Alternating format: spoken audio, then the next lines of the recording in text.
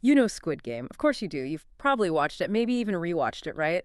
And thought about those intense, deadly games. Just, wow. But what if we told you there's like a whole other world beneath the surface? Hidden meanings, fascinating behind the scenes stuff, things that make it so much more than just a survival thriller. Exactly. Yeah. Today, we're taking a proper deep dive into all those layers. We've got production notes, academic analyses. Yeah, really. Fan theories, creator interviews, Yeah. the whole lot. And the goal here is simple. By the end, you'll walk away with this really rich understanding. Its global impact, which was just staggering. The symbolism in the games, so much there. The world design, incredible. And yeah, we'll tackle that controversial ending. What did it really mean? We want to satisfy that curiosity, help you see why this show grabbed the world and hasn't quite let go. Okay, I'm definitely hooked already. Let's jump right in. Squid Game. It wasn't just popular, was it? It felt like a global explosion, like it came out of nowhere and was suddenly everywhere. How massive was it, really, right out of the gate? And what made it connect so universally? Yeah, massive. Barely covers it. It was genuinely unprecedented. The sources, they paint this picture of immediate record-smashing success. Netflix themselves seem kind of stunned. So look at the numbers. Season 1 became Netflix's biggest TV debut ever. Ever. Racked up something like 68 million views almost instantly. 68 million. And you didn't stop. Season 2 kept that momentum going. It was the first show ever to debut at #1 on Netflix in 93 countries. 93. That's almost everywhere. Pretty much. It hit 60.1 million views in just 3 days. And what's wilder, Season 2 stayed #1 in every country it launched in for a while. Yeah. We're talking one of the most watched shows by minutes watched, like years after it first dropped. It just stuck around in the top 10. Incredible staying power. It really had a grip on people. That's truly mind-boggling. So it clearly went way beyond the usual K-drama audience, right? It wasn't just for people already into Korean shows. This was different. Absolutely. And the sources dig into why. Its global success wasn't just down to a dedicated fan base, though that helped. K-dramas, Hallyu, the Korean wave, they've been building soft power for Korea for ages. But Squid Game's reach was, well, amplified. A perfect storm, really. First, the concept itself. Sources call it an exceptional concept, just really unique, grabbed your attention. Okay, yeah, the premise is killer. Right. Combine that with a fantastic cast, really well chosen, and the way the characters interacted, you got invested deeply. And then there's the timing. This might sound a bit weird, but the COVID-19 pandemic. It turned loads of us into binge watchers, right? Stuck at home looking for something. Oh, totally. Guilty as charged. Hey, me too. And Netflix had this algorithm some analysts call their perfect hack. It pushed the show out randomly to people who might not normally click on a Korean series. So you had this amazing, compelling show meeting this massive captive audience. It just caught fire. Virality, spread like crazy on social media. That makes so much sense. The right show at the right time, hitting the right platform. Sure. Okay, let's get to the heart of it then. Those games. Taking innocent kids' games and making them lethal. It's chilling. Talk us through some of the big ones from Season 1. What are their real roots? And how did the show weaponize that nostalgia? Well, that's the genius, isn't it? Using these familiar games to underscore the brutality and the loss of innocence. First up, red light, green light. Everyone knows a version of that. Huh. In Korea, it's mugugo kochi pyotsumida, means the mugugo flower has blossomed. Mugugo was the national flower. Elsewhere, maybe you called it statues or grandmother's footsteps. Oh, right. But here, move when that creepy doll turns, and you're dead. Mm. Instantly, violently. It sets the tone immediately. No messing around. Childhood memory becomes pure terror. And the Dalgona game, the honeycomb candy, that felt so incredibly tense. Such a simple thing made terrifying. Exactly. Dalgona or papabji, it's a real Korean street food treat. The fun part in real life is if you carefully eat around the shape star, circle, whatever, without breaking it, you might get a free one. Oh, cool. I didn't know that part. Yeah. So the show takes that simple, everyday thing, that memory of careful concentration, and turns it into this life or death challenge. Break the shape, you're eliminated permanently. Agonizing pressure. Then you had Tug of War, Julderigi in Korean. Yeah. This one's got deep cultural roots, often played at festivals, villages competing. Winning was thought to bring a better harvest. Huh. So it's more than just strength. In its origins, yeah. Mm. In Squid Game, it marked this big shift, right? Yeah. Now it's player versus player, not just player versus the game guards. Yeah. Foreshadows all the betrayal to come. It's about teamwork, yeah, but also how easily the team can fail you. And the marbles game. Oh, man. For so many people, that was the absolute low point. Emotionally, I mean. Forcing partners, people you trusted, to turn on each other. gut-wrenching. You said it. It completely subverted expectations in the most painful way. You choose a partner, someone you trust, maybe even like. Yeah, building alliances. Exactly. Only to be told, okay, now one of you has to eliminate the other. It hammers home that theme of trust and betrayal, forces these impossible choices. Think Ali and Sangwo, or that poor elderly couple. Just brutal. Ripped away any shred of camaraderie left. Totally. Yeah. And then there was Glass Stepping Stones. This one's interesting because, unlike the others, it doesn't have a direct real-world game equivalent in Season 1. Inspired by Hopscotch? Maybe, but that's it. And notice the design, like a flashy, high-budget game show, almost glamorous, which just highlights how cruel and rigged it was, right? Yeah. The front man even messes with the lights to make it harder, pure manipulation. And the actual Squid Game itself, the final showdown, why that specific game for the finale and the title? Good question. Creator Hwang Dong-hak specifically said he chose the Squid Game for the end because its inherent physical violence. It best represented the aspects of modern society that he wanted to focus on. Okay, how so? Well, unlike the other games, which were adapted kids' games, Squid Game itself is about direct physical confrontation, pushing, tackling, getting your opponent off the court. It's raw. That desperate, almost primal struggle against another person. Hwang felt that perfectly captured the show's themes. Cutthroat competition, survival at all costs, what people become when stripped bare. That adds a whole layer to the title. But the games didn't start with Season 1, did they? Seasons 2 and 3 brought new challenges. How did they evolve? Did they get even more brutal, less childlike? Oh, absolutely. The evolution of the games mirrored the show's increasingly bleak outlook, you could say. Season 2 started shifting away from pure children's games.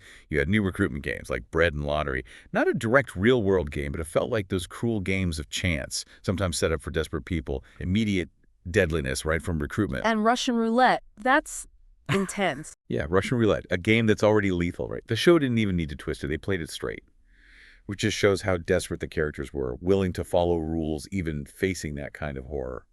Its origins are murky, maybe 19th century Russian prisons, maybe just dark folklore. But that shift away from nostalgia towards these stark, immediate life or death gambles, it really amplified the desperation. No more pretense. And the six-legged pentathlon, that sounds incredibly complicated. It was. Super complex, 5 mini-games rolled into one. And the key: participants were literally chained together at the legs, heavy restraints. Survival depended entirely on perfect coordination. Oh, wow. One mistake sinks everyone. Pretty much. Pretty much. Brutally unforgiving. The mini-games included Dakshi flipping the paper tiles, like in Season 1 recruitment, then flying stone, throwing a stone accurately, and Gongji, that Korean game with catching little stones, needs real dexterity. So you're tied together, forced into this agonizing cooperation. It ramps up the themes of codependency, group failure, the weight of one person's mistake on everyone else. Season 3 then took it even further, right? The intensity just kept climbing. It really did. Season 3 went all out. Hide and seek with knives, teams armed, actively hunting each other in this maze, direct, lethal combat. Any pretense of play was gone. Jeez. Then jump rope, crossing a narrow bridge, dodging this giant swinging rope. We saw a glimpse of that at the end of Season 2. Yeah. But then, controversially, the VIPs added a baby to the game. Wait, a baby? Yeah. Seriously? A literal infant. Just as a cruel twist, seemingly, for their own sick entertainment, pushed the boundaries of morality of taste way further than before, caused a huge outcry among viewers. I can imagine. And the final challenge, Sky Squid Game, pushing opponents off tall structures shaped like the circle, triangle, square symbols, complete dehumanization. So yeah, the games got more violent, forced even tougher moral choices, reflected this really brutal commentary on human nature under pressure. It's fascinating how the games themselves are such powerful metaphors, evolving like that.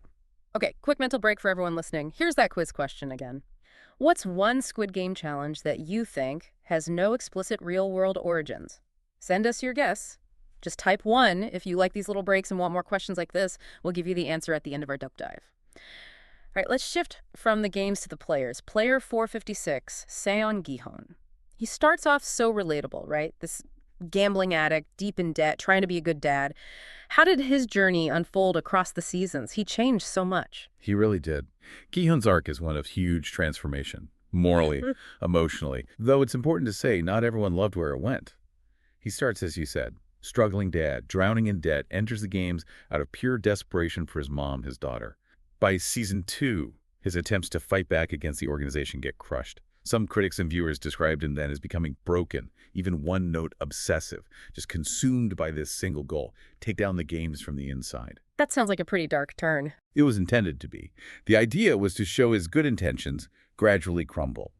But it got mixed reactions. Some felt his arc became botched or ruined. They questioned if his persistence made sense or if his character changed too drastically from the empathetic guy in Season 1. And then Season 3 ends with his ultimate sacrifice. That moment. Huge debate online, wasn't it? Massively controversial. Interestingly, Hwang Dong-hyuk didn't originally plan for Gi-hun to die. There were early drafts where he escaped, saw his daughter. A different kind of ending. Really? So why the change? Hwang felt the story needed a more definitive close for the game itself and for Gi-hun. So he chose the self-sacrifice ending. Gi-hun throws himself off, declaring players are humans, not horses, specifically to save the baby, Junhee's baby. It was meant to symbolize hope for the next generation, making sure the baby escapes with the prize money, gets a better life, fulfilling Junhee's wish. Hwang called it the message we need to hear today, about self-restraint, thinking collectively. But a lot of viewers hated it. A lot of viewers found it unsatisfying, felt it made his whole struggle pointless if the games just continued elsewhere. Some critics called it a martyrdom plot that wouldn't achieve anything systemically, maybe even a bit contrived just to make the baby the winner. So yeah, aim for deep metaphor, but definitely sacrificed the satisfying character resolution for many. Okay, let's talk about the Hwang brothers. The front man, In-ho, and his detective brother, Jun-ho. That whole mystery was a major hook. What did we find out about them? Definitely one of the most intriguing parts, and maybe one of the most frustrating for some by the end. So Hwang In-ho, the front man, turns out he won the games himself back in 2015. Wow. A former player running the show? Exactly. And before that, a high-ranking police officer. Sources say he joined the games from an abyss of life, suggesting total desperation drove him in, just like Gi-hun, but winning. It led to this dark transformation. He fully bought into the game's philosophy, believed they offered desperate people a chance, maybe even thought humanity outside the games was hopeless. His wife also died around 2018. There's a mention of the 5th anniversary in some versions. That loss might have pushed him further down that dark path. Fan theories also suggest he saw potential in Gi-hun, maybe grooming a successor, like Player 001 did. And Jun-ho, the cop brother chasing him, he risked everything going undercover. He did. Infiltrated the island searching for In-ho, probably joined the force partly to find him. He even manages to rescue Player 246, Yang-suk, from that horrific organ harvesting ring run by corrupt guards. Yeah, that was intense. But ultimately, many viewers found Jun-ho's storyline unsatisfying. We didn't get much backstory for him, and crucially, no real emotional payoff or confrontation with In-ho. It ends with them basically having a stare down from afar, Jun-ho yelling why, leaves that whole relationship hanging. Felt like a missed opportunity for a lot of people. Some thought his plot didn't really achieve much in the end, and it wasn't just about Gi-hun and the Hwangs. Other characters left huge marks, often tragically, like Noil, remember her, the pink guard? Vaguely, yeah. Remind me. She defied the system to save Young-sik, Player 246, the artist whose daughter had cancer. She pretended to befriend guards, then killed them, forced a doctor to save him, burned files. Amazing bravery. Apparently, seeing Gi-hun's sacrifice reignited her own will to live, showed her there was still humanity worth fighting for. She heads off to China afterwards, maybe to find her own daughter. A flicker of hope there. Oh, wow, okay. And Seasons 2 and 3 introduced new faces, sometimes causing a stir, right? Well, yeah. Season 2 brought in Cho Hyun-ju, a transgender character played by Park Seung-hoon. That sparked huge conversations globally about LGBTQ plus representation in K-drama. Really groundbreaking for the show. But her story ended tragically. Sadly, yes. She's killed in Season 3 by Yoongi, which led to some criticism, about harmful tropes. Then there was the casting of Choi Sung-hoon T.O.P. from Big Bang as a character fans called Thanos. Right, I remember the controversy about his past conviction. Exactly. The director put it down partly to cultural differences, saying international audiences might be more accepting of flawed or cartoonish characters. Then you had Junhee giving birth during the games. Incredibly harrowing. And the whole debate around the CGI baby, was it a cheap plot device? Did it work? Showed how the series kept pushing boundaries, sometimes awkwardly. Yeah, it seems like they weren't afraid to make bold choices, even if they upset people. Characters like Myung-gi, some felt his art got butchered. And Gi-hun killing Daeho in rage. Right. And Young-sik being killed by his own mother, Jim-ja, who then takes her own life. Just layer upon layer of tragedy and desperation. Definitely not afraid of the dark side. Okay, let's get your thoughts, listeners. What did you think of Gi-hun's final sacrifice? Was it the right move for the story, or did it feel forced? Type OK if you felt it worked, or T if you think it was maybe a misstep. Let us know. Moving on to the look and feel. The visual world of Squid Game is just as iconic as the story, isn't it? The production design is crucial. It's practically another character. Think about the pentathlon arena in Season 2. It was deliberately designed to look like a bright, chaotic amusement park. Why? It reflected the front man's suppressed memories, maybe a place he wished he could have taken his family. Ah, so that bright, almost cheerful look clashes horribly with the reality of the games. Exactly. That contrast is sickeningly effective. It makes the horror stand out even more. The design is deeply intentional. So the settings aren't just backdrops, they're loaded with meaning. Totally. That pentathlon arena, for instance, had that rainbow-colored circular track. No start, no end. Symbolizing the endless competition, infinite conflict, and suffering of the game world. Even with motivational slogans on the walls, the design screams relentless, cyclical death. Or the Mingle Arena in Season 2. Like a garish circus tent, carousel, colorful doors, distorted childhood wonder, twisted innocence, and that crazy maze staircase, bright colors, Escher-like confusion, makes you feel lost in this bizarre, deadly trap. It's amazing how much thought went into every single detail. Must have been a massive undertaking. Huge. The production team, led by production designer Chae Kyun-sun, was meticulous. Every space, every prop served the story. Even those simple shapes, circle, triangle, square. On the cards, the masks. Yeah, they represent the guard hierarchy, right? Circle for workers, triangle for soldiers, square for managers. Like an air comedy. Rigid, impersonal. And the props, too, the weight of the Dadachi tiles, the tiny Gongji stones, those heavy leg restraints, all made the world feel real, tangible, and terrifying. And that distinct look, it just exploded beyond the screen, didn't it? It became this massive cultural thing. Those green tracksuits for the players, the pink jumpsuits for the guards. They were everywhere. Oh my God, yes. Halloween that year was basically just Squid Game costume. Exactly. Global fashion statement overnight. Big brands jumped on it. Puma, Zara, H&M, even Crocs did inspired stuff. Costume shops sold out instantly. It showed how potent those simple designs were.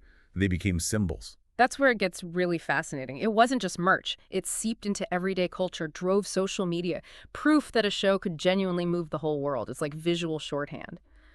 Okay, let's dig into the commentary. Squid Game is not subtle about critiquing economic inequality, right? That feels like the engine driving everything. How does it paint that picture so effectively? It's a really sharp critique of capitalism, yeah. Almost surgical, like you said. It shows this world where the rich literally exploit the poor. For entertainment, for profit, all while pretending it's about fairness or choice, the players. All drowning in debt, desperate, risking their lives for the prize money seems like their only way out of these crushing circumstances. Creator Hwang put it bluntly, if we only chase self-interest, refuse to sacrifice, or bear costs, we have no future. You see that play out with the characters, like Sang-woo versus Gi-hun. Exactly. Sang-woo sacrifices morality for gain. Gi-hun struggles with the opposite. And the VIPs, those blank gold masks, they're bored amusement watching people die. They're the ultra-rich, totally insulated. Human lives are just commodities to them, like racehorses. It powerfully shows how extreme, unchecked capitalism can dehumanize people, turn them into objects for the privileged few. It feels chillingly real sometimes. Are these scenarios actually rooted in real-world events, especially in South Korea? Oh, absolutely. Deeply inspired by South Korean realities and, by extension, global inequality. Gi-hun's character, explicitly based on workers involved in the Ssangyong Motor Company strikes back in 2009. Wow, I didn't know that direct connection. Yeah, it was a huge traumatic event. Mass layoffs, a 77-day factory occupation, brutal clashes with riot police, left deep scars. Tragically, around 30 deaths later were linked to suicide or stress among the workers and families. So that core theme, anyone can fall to the bottom overnight, that directly reflects their plight. And it resonates globally, right? Where wealth inequality is just staggering. The show reminds us its premise isn't pure fantasy. And even more disturbingly, some parts are metaphorical takes on horrific real events, like the Brothers Home incident in South Korea. Brothers Home? What was that? A notorious state-run facility, 70s to late 80s, thousands of homeless, disabled, poor people were basically kidnapped by police, forced into slave labor, beaten horribly, their bodies were even sold on the black market. Just horrific abuse sanctioned by the state. That's bumbling. Yeah. So while Squid Game isn't a true story literally, Hwang called it based on a true story because he drew these parallels.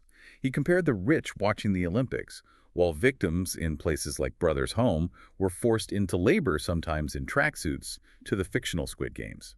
It underlines that brutal reality of exploitation, the rich finding entertainment in the suffering of the poor, metaphorically or even literally. That adds such a dark, profound layer. It really drives home that social Darwinism critiques survival of the fittest, but in the most brutal, unfair way possible. It shows how desperation corrodes morality. Precisely.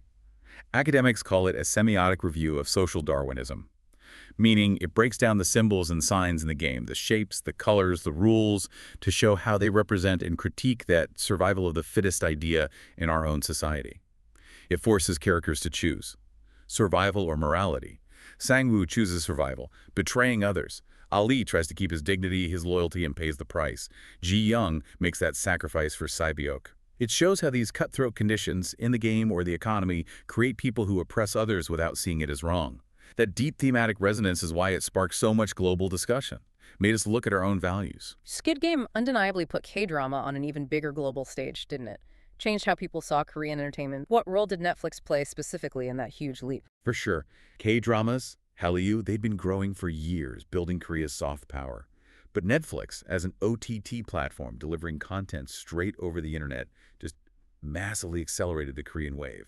It allowed truly global consumption on a scale never seen before. Suddenly, these shows weren't just regional hits. They were worldwide phenomena. Netflix drove that shift. Plus, South Korea became a huge production hub for Netflix. They invested millions in local content. So it wasn't just Squid Game, but a whole pipeline. Exactly. A consistent stream of high-quality Korean shows and films got global audiences familiar, comfortable, and then hooked on Korean storytelling. Squid Game was the breakout, but Netflix laid the groundwork and the social media explosion. It was unreal, just dominated everything. Memes, reaction videos, deep dive theory threads on Twitter, Reddit, YouTube, everywhere. TikTok was huge with it too, right? People recreating the games. Oh yeah, hashtag Squid Game had billions of views. That red light, green light, dull filter was inescapable, and a lot of this was self-propelled. Not just Netflix marketing, but organic buzz from users, influencers. Yeah. Created this massive FOMO effect. It really did feel like you had to watch it to be part of the conversation. It crossed language barriers like few shows ever have. Absolutely. And a huge reason for that was Netflix's investment in accessibility. Subtitles in over 30 languages. Professional dubbing in 13. That was key. Good translations matter so much. Critically important. They captured the nuances, the humor, the tension. And the dubbing let people engage deeply without reading subtitles if they didn't want to. Making it that accessible linguistically and culturally was vital for his global takeover. And beyond the buzz, it got serious recognition. Historic awards wins. First Korean series to win Emmys for acting Lee Jong-jae, Jong Ho-yeon. First non-English show to win SAG awards for actors in a drama series ensemble. That must have boosted interest even more. Definitely. That kind of validation from major Western awards opened more doors, amplified interest in Korean culture overall. And it even sparked important real-world conversations, like about mental health. Professionals used its portrayal of debt, stress, and trauma to connect with people. Its impact went way beyond just entertainment. Okay, let's circle back to Season 3's ending. You mentioned it was divisive. Why did it spark such strong, mixed reactions among fans who'd followed the show so closely? Well, critically, it did okay, 79% on Rotten Tomatoes, generally favorable on Metacritic. But audience scores often split right down the middle. 50-50, the common complaints. Gi-hun's death felt unsatisfying, undermined his struggle for many. The CGI baby felt like a cheap emotional gimmick to some. General grumbles about bad writing decisions that didn't feel true to the earlier seasons. And the Hwang brothers' story being unresolved. Huge disappointment for many. That was a core mystery. Plus, some just found the season overly bleak, felt it didn't deliver on the promise of Season 1. People like that reviewer, Puzzleheaded Sir 800, explicitly rated it lower, like a 9 for S1, 8 for S2, down to a 6 for S3, a perceived drop-off. So for some, it genuinely felt like it kind of ruined the legacy, or at least soured the whole experience. For some, yeah. Especially those who really wanted a triumphant ending, wanted the organization totally destroyed. Gi-hun's sacrifice felt pointless if the games just popped up elsewhere. Like, his fight didn't matter on a grand scale. But, flip side, others defended it fiercely, said, hey, it's Squid Game, characters die.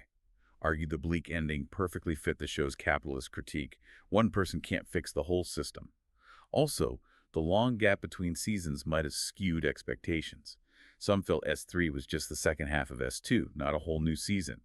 But despite that backlash over Gi-hun's death, Hwang Dong-hyuk stood by it, said it was his preferred ending. He told Netflix's Tudum it brought closure to both the game and Gi-hun's journey, the message he wanted. Gi-hun's self-sacrifice to save the baby is the message we need to hear today, ensuring the next generation wouldn't suffer like Gi-hun or Jun-hee, a shift from an earlier, more personal ending draft to this bigger collective statement. So the Korean games might be stopped thanks to Gi-hun, but the bigger fight, the global system, that continues. That's a pretty downbeat takeaway. It is sobering, isn't it? Gi-hun's sacrifice, Jun-ho escaping with the baby. It implies the specific Korean operation is no longer possible, a local win maybe. But Hwang sees capitalism as global. So the show ends hinting strongly that the games will go on as if nothing had happened elsewhere. VIPs operate internationally. The root causes inequality. Desperation, they're still there, worldwide. So yeah, the struggle continues. Which leads us right to the future of the franchise. That finale gave us some massive clues about going international, didn't it? Yeah, the front man in LA, that was a big moment. Huge. Shows the organization's global reach. He meets an American recruiter, playing Dokji, same recruitment game, and that recruiter, surprise cameo by Cate Blanchett. Whoa, seriously, Cate Blanchett? Yep. Huge star power, signaling serious international ambitions. It clearly reveals the existence of the games abroad, suggests they've been running elsewhere for a while. And the frontman leaves the baby and prize money with Jun-ho, but also delivers Gi-hun's winnings to his daughter in LA. Bridges the stories. Okay, so with Netflix investing hundreds of millions and these massive global hints, spin-offs seem basically guaranteed, right? Taking the games worldwide. It certainly looks that way. Netflix clearly sees Squid Game having potential to last. The creator himself has hinted at additional spin-offs, maybe prequels exploring In-ho's backstory, the origin of the games. Oh, that would be fascinating, the frontman's history. Right. Fans really want that. Yeah. So yeah, while the original Korean story arc feels closed with Season 3, the game is far from over for the Squid Game universe. High chance we'll see these deadly contests pop up in new countries, maybe dig into the VIP network more. Wow. We've covered so much ground, from that explosive success and the chilling games through the character journeys, the incredible design, the biting social commentary. It really is a show that sticks with you, makes you think long after you finish watching. Absolutely. And as we wrap up this deep dive, maybe here's something to chew on. If Squid Game holds up this brutal mirror to capitalist competition, what are the quieter, everyday games we find ourselves playing? Driven by money, by status, by just getting by? And what sacrifices or maybe what acts of self-restraint, like Gi-hun ultimately chose, are we willing to make? For a future that maybe values people, collective good, over just immediate self-interest? For ourselves and, yeah, for the next generation. That's a powerful thought to end on. What parts of Squid Game hit hardest for you? Which themes or characters stuck with you? We'd genuinely love to hear your insights. You can let us know by typing M if you enjoyed this and want more deep dives into shows like this. And hey, if you have other shows, books, movies, anything you're curious about and want us to unpack, tell us. We're always looking for our next deep dive topics. Yeah, and that quiz answer. The game with no explicit real-world origins, it was glass stepping stones. Totally unique, rigged nightmare fuel created just for the show. Pretty clever, huh?